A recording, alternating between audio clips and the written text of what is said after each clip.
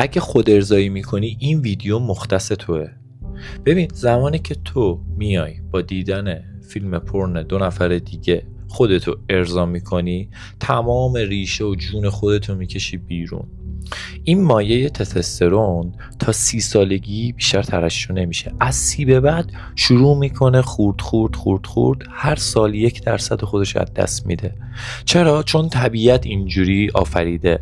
ولی اگه یادت باشه 20 سالت بود، یادت چقدر کارهای بزرگی میخواستی تو زندگی انجام بدی، چقدر هیجان داشتی، چقدر زور داشتی تو بازوت. این به خاطر اینه که اون دوران حجم بالایی از تستوسترون داخل بدنت بوده.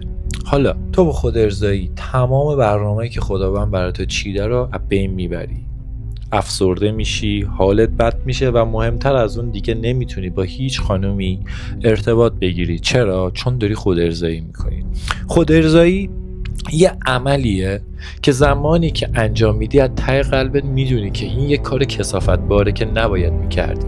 پسری که نتونه شهوت خودشو کنترل کنه، آدمیه که اراده نداره، به هیچ چیزی نمیتونه نه بگه، کلا یه تو سری خور بیشتر نمیمونه. چرا؟ چون ما مردا از طریق تستوسترون خودمونه قدرت و ارادمون رو میبریم بالا. پس اگه داری این کارو میکنی، سعی کن که دیگه این کارو انجام ندی. تنها کاری که میتونی برای خودت انجام بدی اینه که ارادت رو جمع کنی، باشگاه رو شروع کنی و از این به بعد دیگه این کارو نکنی.